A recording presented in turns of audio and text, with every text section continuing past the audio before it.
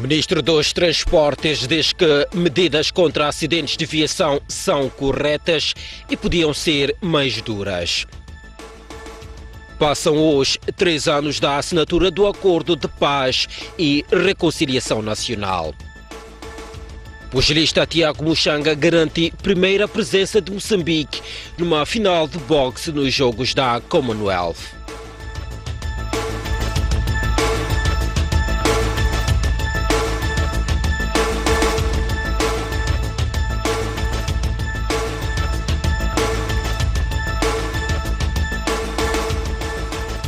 Boa noite, bem-vindo ao Jornal da Noite. O Ministro dos Transportes e Comunicações diz que as medidas do governo contra os acidentes de viação são corretas e podiam ter sido mais duras. Mateus Magala considera que, mais do que debater a legalidade, é preciso fazer o que é certo.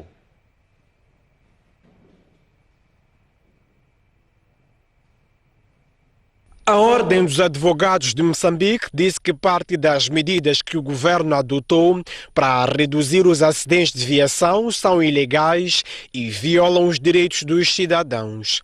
O acidente é uma coisa que deve ser inédita, uma coisa que não deve ser o normal, como está a acontecer agora. O Ministro dos Transportes e Comunicações reagiu às declarações da classe. Mateus Magala diz que o governo tomou medidas certas e menos duras. Enquanto há preocupação da formulação desta e daquela ideia, acho que não podemos perder o foco do objetivo da nossa ação. Convocamos todos os agentes da sociedade para concertarmos a posição antes de anunciar. E a nossa impressão foi de que as medidas eram adequadas e relevantes e, em alguns momentos, até não muito fortes como nós queríamos. O governante reafirma o posicionamento do Executivo de fazer cumprir as medidas e acabar com o que chama de terrorismo nas estradas. Não é questão de recuar ou avançar, a questão é fazermos o que é certo. Nós estamos prontos para engajar com a sociedade civil e todas as forças vivas para fazermos o que é certo. Nós estamos confiantes de que parar com acidentes é a coisa certa que se deve fazer. Na elaboração das medidas, propôs-se a revisão do Código de Estrada como uma das formas de acabar com os acidentes. O Ministro dos Transportes mostrou a abertura do setor para receber mais ideias que visem reduzir a sinistralidade rodoviária. A República diz que o Acordo de Paz e Reconciliação Nacional está a ser cumprido. Palavras de Filipe Nunes, num dia em que o país assinala 3 anos após a assinatura do entendimento que colocou fim aos ataques militares na zona centro do país. De 2014 a 2016, Moçambique viveu um conflito político-militar após os resultados das eleições gerais de 2014, contestados pela Renamo sob a liderança de Afonso Dhlakama. O maior partido da oposição no país queixava-se de fraude eleitoral. Em protesto, boicotou a tomada de posse dos seus membros nas Assembleias Provinciais e dos 89 deputados na Assembleia da República. Os momentos que se seguiram depois do boicote da Renamo foram difíceis na região centro do país. Foram necessárias várias etapas de negociações até que, a 6 de agosto de 2019, o governo e a Renamo assinaram na cidade de Maputo o Acordo de Paz e Reconciliação Nacional, que ficou conhecido como o Acordo de Maputo. Não queremos mais guerra, nunca mais guerra entre nós. Passados 3 anos, o Presidente da República garante que o acordo está a ser cumprido. Os resultados positivos deste acontecimento são evidentes, pois os seus termos estão a ser observados, o que traz esperança acrescida para o país. Podemos destacar o desarmamento, desmobilização e reintegração dos homens armados da Renamo, o que está na fase conclusiva.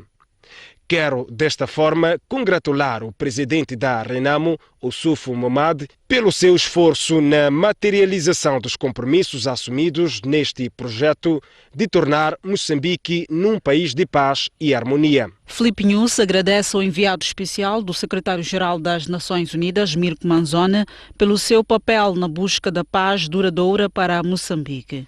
Aliás, através desta nota, Mirko Manzoni diz que a implementação do Acordo de Maputo é positiva e explica. Até a data foram desmobilizados 3.558 ex-combatentes, dos quais 156 mulheres e 3.402 homens, representando 68% do total, e 12 das 16 bases foram encerradas de forma permanente. Espera-se que, até finais de 2022, o processo de desarmamento e desmobilização seja concluído com uma maior ênfase na reintegração e na reconciliação em 2023. O progresso nessas áreas será fundamental para a consolidação da paz e exigirá esforços coletivos de todos os intervenientes na sociedade.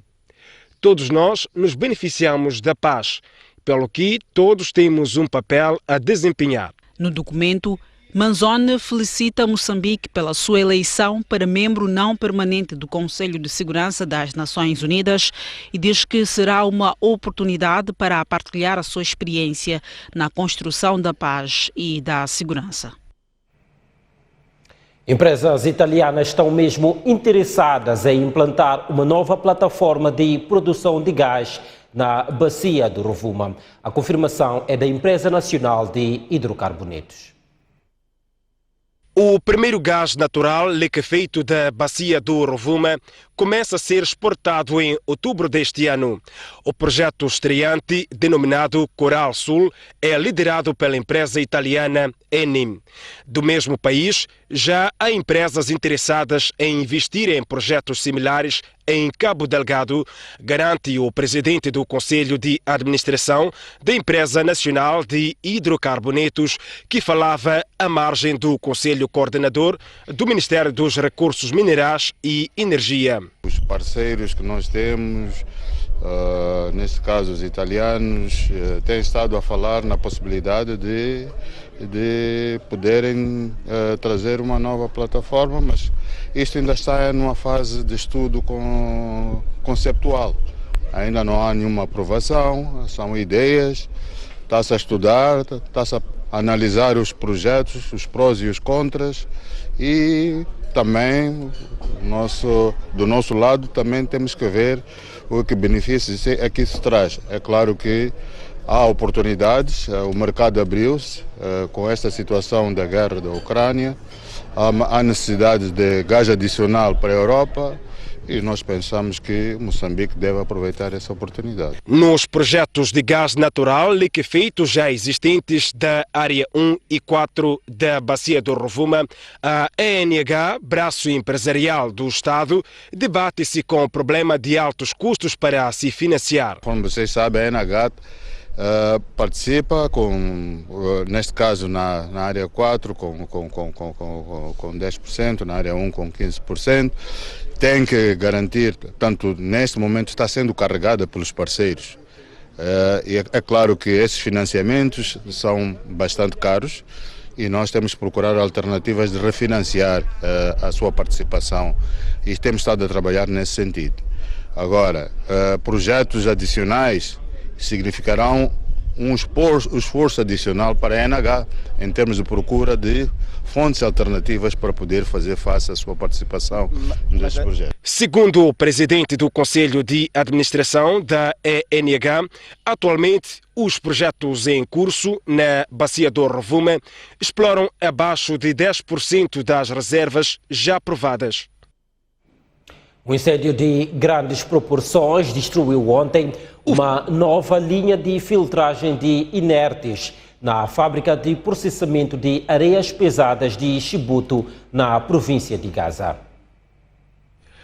O fogo destruiu uma unidade de processamento de areias pesadas de Chibuto, ainda em construção, na província de Gaza. parte do material montado na infraestrutura da empresa chinesa Dingsheng Minerals ficou perdido. O chefe dos recursos humanos da empresa, Apolinário Bila, disse que, durante a soldadura, caíram faíscas num material inflamável. Foi que, durante esses trabalhos, houve necessidade de fazer corte de alguns metais. Então, parte do metal derretido que estava a ser cortado caiu em algumas estruturas de fibra de plástico, o que originou incêndio. Não foi descoberto a tempo, apenas quando as chamas já estavam muito incontroláveis.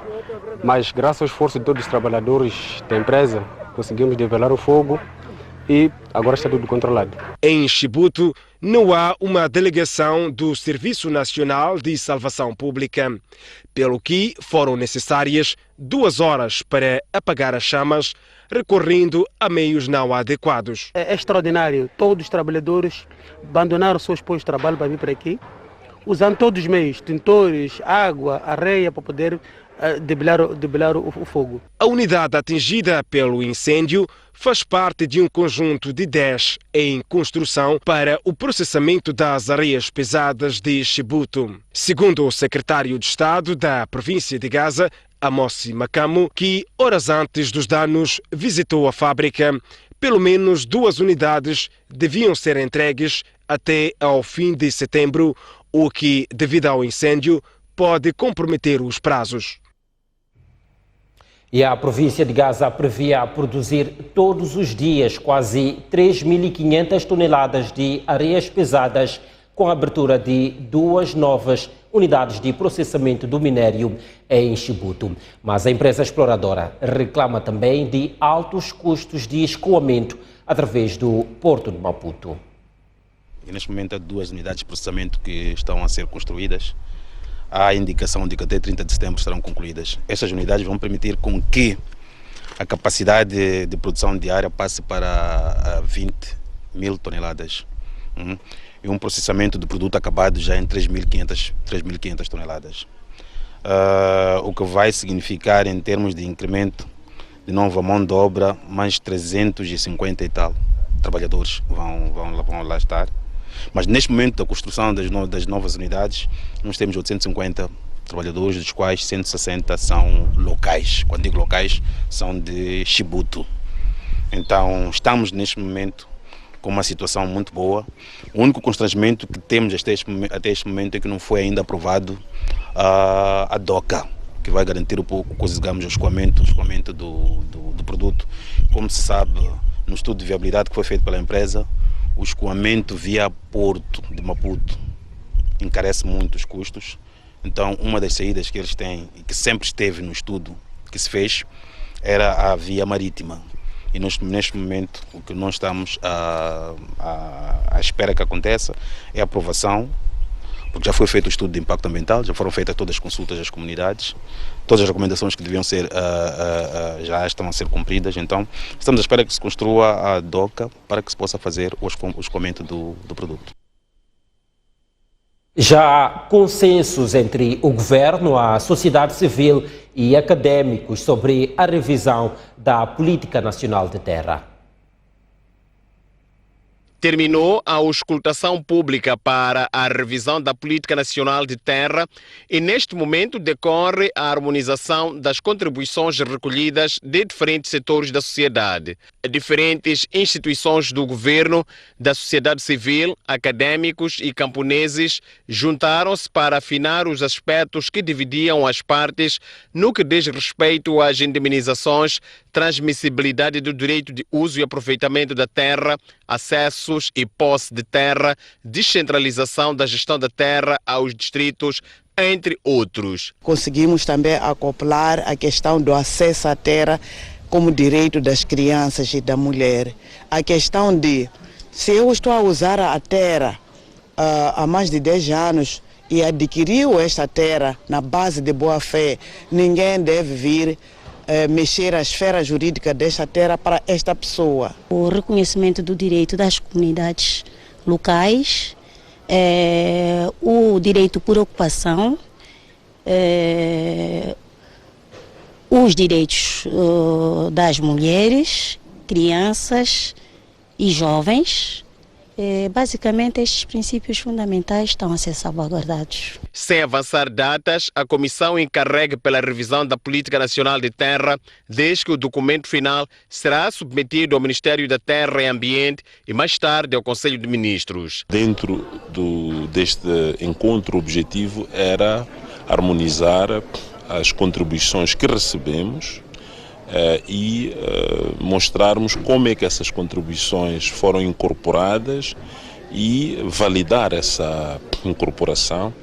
Ao mesmo tempo também explicar eventualmente aquilo que não foi incorporado, por que razão não foi, porque houve discussões que tinham que validar e olhar para esse tipo de propostas e ver se eram ou não consensuais. A nova proposta da Política Nacional de Terras mantém o princípio segundo o qual a terra é propriedade do Estado.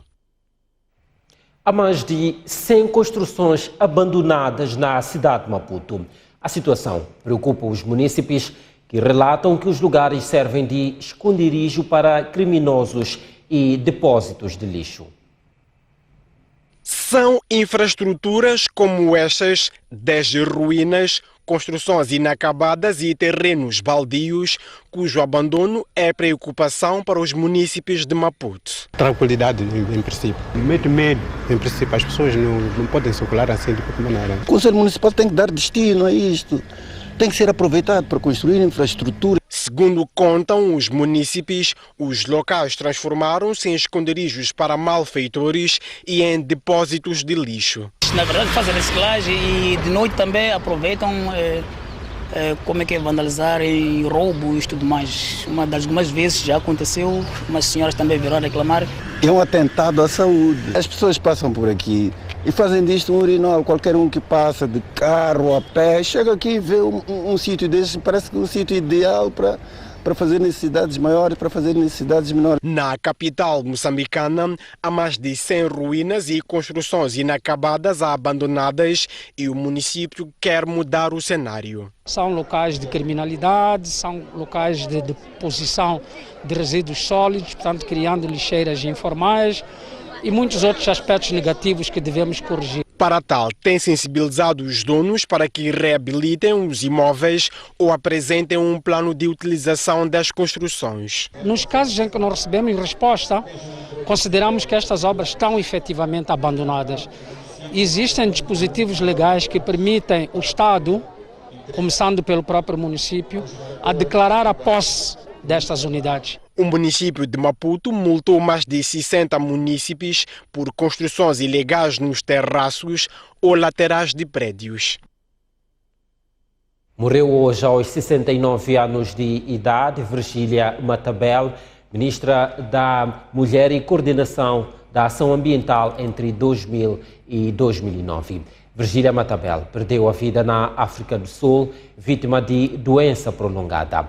A antiga governante nasceu a 14 de agosto de 1952 em Mucuba, na província da Zambésia. Foi, no fim da década de 80, chefe do Departamento de Formação e Coordenação Internacional na Secretaria de Estado para o Turismo e, no início da década de 90, chefe da área de Recursos Humanos do Ministério do Comércio. Teve passagem pela Assembleia da República como deputada. No Parlamento, foi vice-chefe da bancada parlamentar da Frelimo e membro da Comissão de Atividades Econômicas e Serviços. Virgília Matabel foi também vice-presidente do Instituto Nacional do Turismo, INATUR. E com esta informação, o jornal sai para intervalo, mas antes, saiba como vai se comportar o câmbio do dia para quem nos acompanha pela STV. Até já.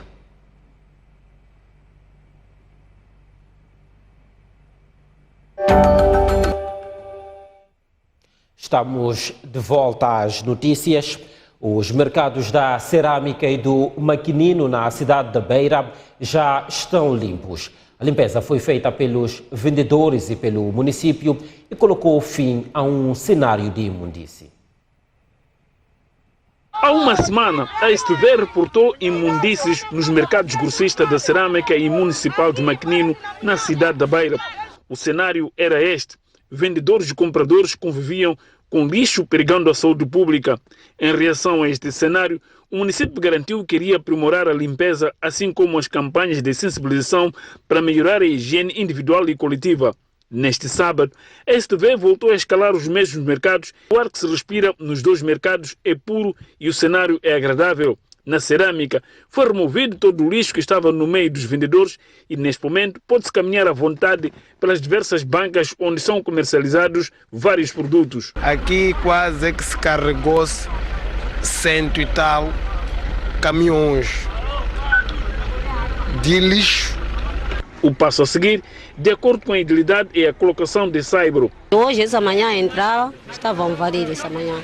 Isso que nós estamos a querer, para nos fazer limpeza. No mercado de Maquinino, onde a imundícia era mais notória no local onde são confeccionados alimentos, o cenário é este e até os alimentos estão a ser protegidos pelos vendedores. E agora o mercado já está bem, estão a trabalhar bem mesmo.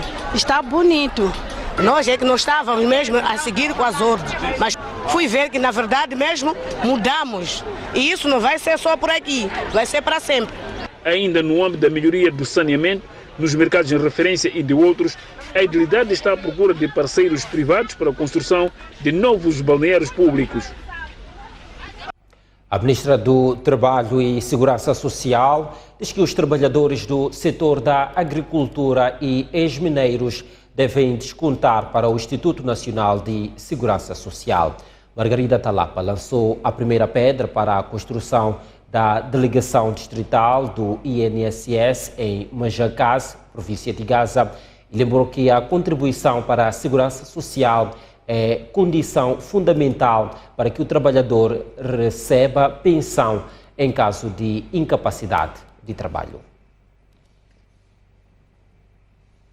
E a falta de emprego e a habitação continuam entre os grandes desafios da juventude em Moçambique.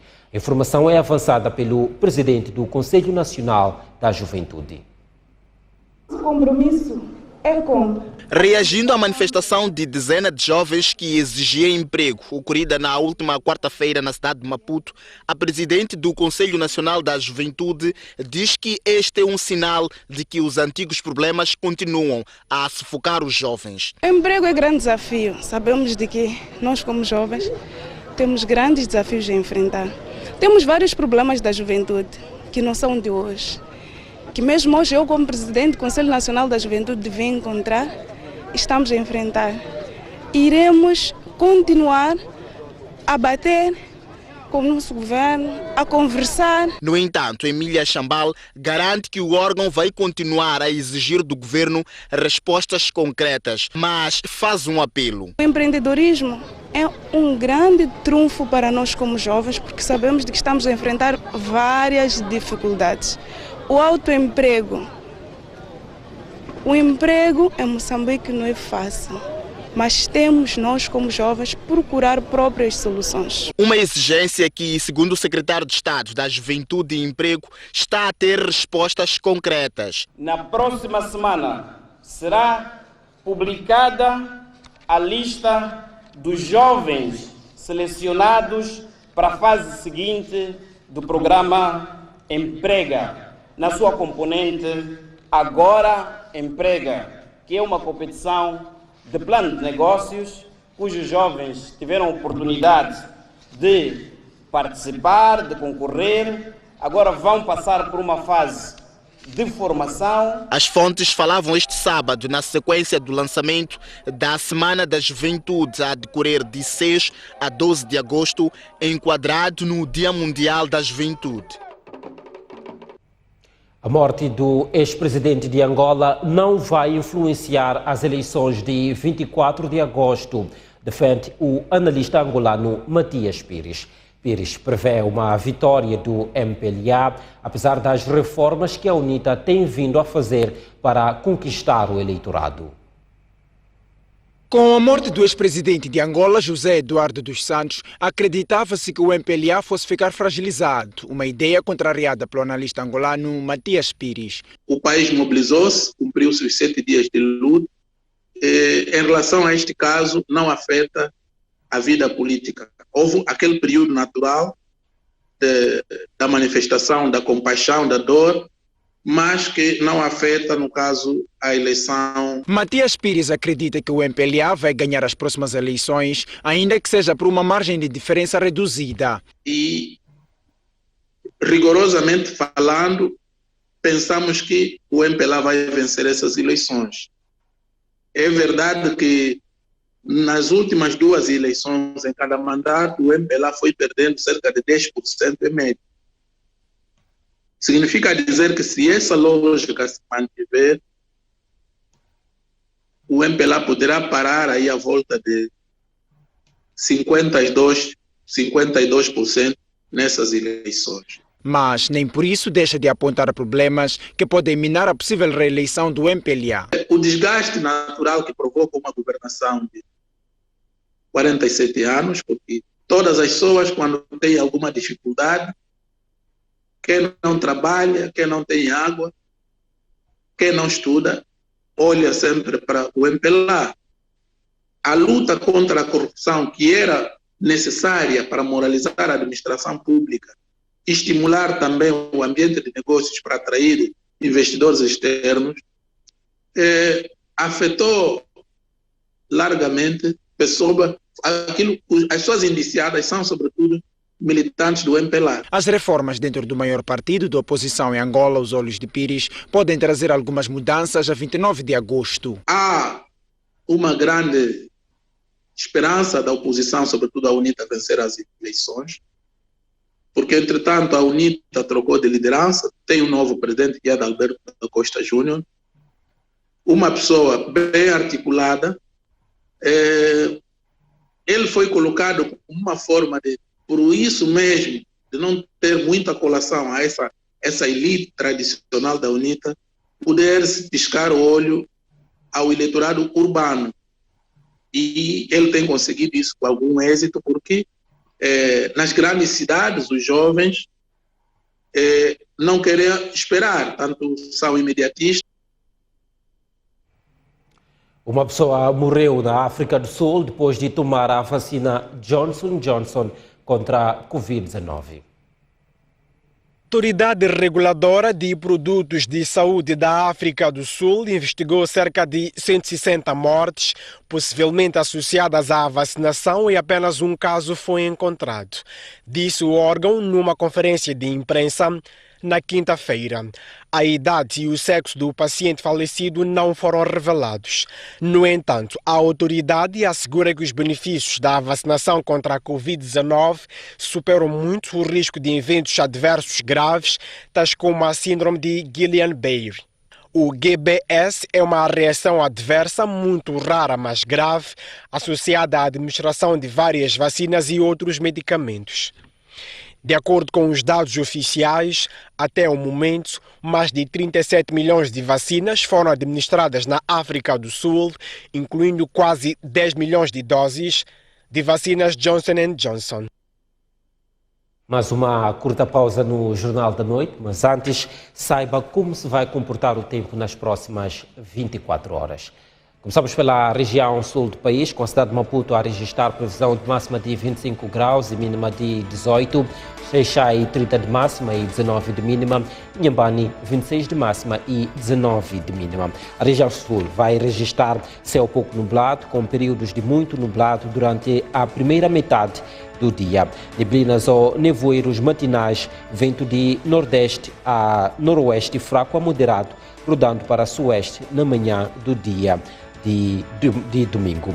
Na região centro do país, a cidade da Beira vai registrar uma máxima de 26 graus e mínima de 17, Chimoio 25 de máxima e 11 de mínima, Quelimane 27 de máxima e 17 de mínima, e Tete 31 de máxima e 22 de mínima. Na região centro do país, há previsão de céu geralmente muito nublado, neblinas ou nevoeiros matinais locais, vento de leste a noroeste fraco a moderado. Avançamos para a região norte do país, onde a cidade de Nampula vai registrar 27 de máxima e 17 de mínima, Lixinga 20 de máxima e 12 de mínima e por fim Pemba 27 graus de máxima e 19 de mínima. Céu pouco nublado, localmente muito nublado ao longo da faixa costeira, onde há a possibilidade de chuviscos ou chuvas fracas. Até já.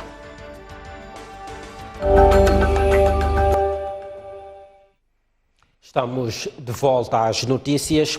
No desporto, o pugilista moçambicano Tiago Muchanga qualificou-se para a final de boxe nos Jogos da Commonwealth ao derrotar nas meias finais por 5-0 o tanzaniano Kassim Bunkwiki na categoria de entre 67 a 71 quilos.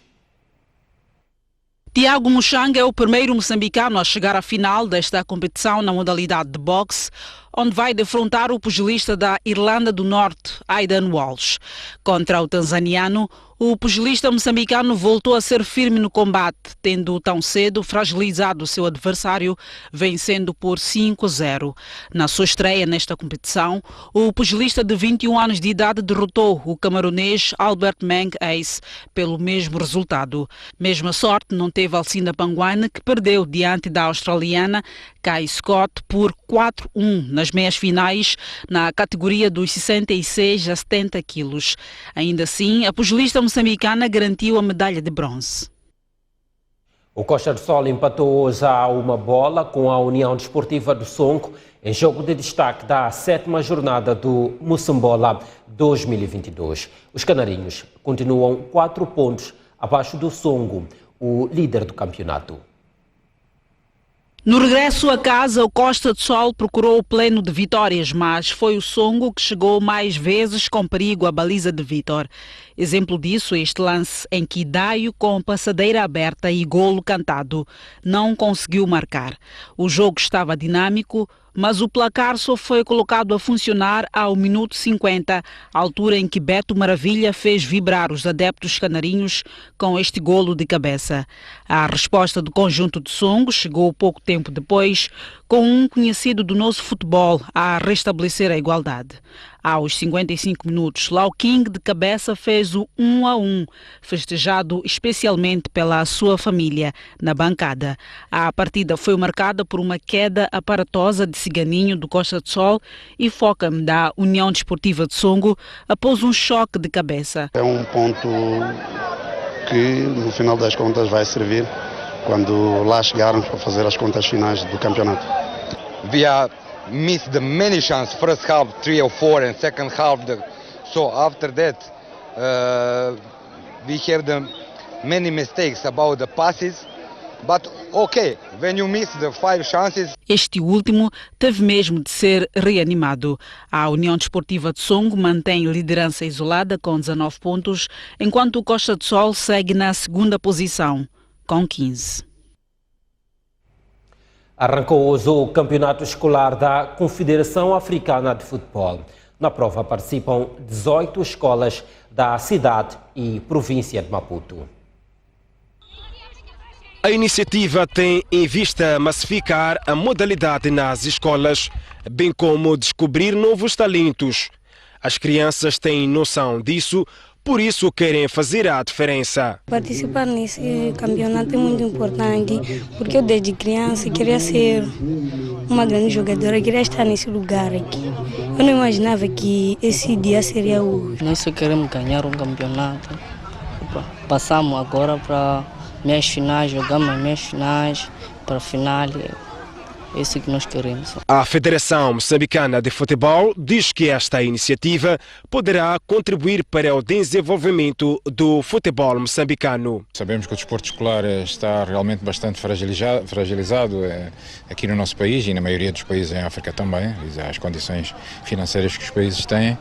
E claro que isto é uma atividade que vem de uma forma bastante satisfatória ao encontro daquilo que são as vontades também da Federação, do desenvolvimento e da massificação do futebol. Os vencedores da primeira fase da prova de cada província vão jogar entre si para depois se apurar o representante do país para a fase regional, que poderá ser na África do Sul. Gianni Catamo poderá jogar ou juntar-se a mexer no Bordeaux da França, equipa que vai disputar este ano a segunda divisão. As negociações entre o Sporting e o emblema francês estão avançadas. O treinador de atletismo Alberto Lário partiu este sábado para Portugal. Apesar de ter pago a multa de 1,5 milhões de meticais por permanência ilegal no país e ter a possibilidade de regularizar a sua documentação, o técnico não planeia regressar a Moçambique. O técnico português deixou o país na manhã deste sábado. Alberto Lário permaneceu de forma ilegal em Moçambique durante 3 anos, tendo sido detido pelas autoridades de migração e multado em 1.500.000 meticais. Apesar de ter pago a multa, o que o possibilita regularizar a sua documentação a partir do seu país de origem, o técnico português não planeia regressar a Moçambique. Alberto Lário chegou a Moçambique em 2016. Durante os anos em que esteve no país, o treinador contribuiu para a descoberta de talentos no atletismo, como é o caso de Verónica José, que esteve recentemente no Mundial da modalidade na Colômbia. O Jornal da Noite está a chegar ao fim. Não deixe de acompanhar a seguir o Noite Informativa. Recebemos em estúdio o porta-voz da Comissão Nacional de Eleições para falar sobre o processo de recenseamento eleitoral num contexto de déficit orçamental. Não vamos deixar de olhar para outros temas que marcam atualidade aqui na STV Notícias para o Noite Informativa. O jornal fica por aqui. Nos voltamos numa próxima oportunidade. Até lá.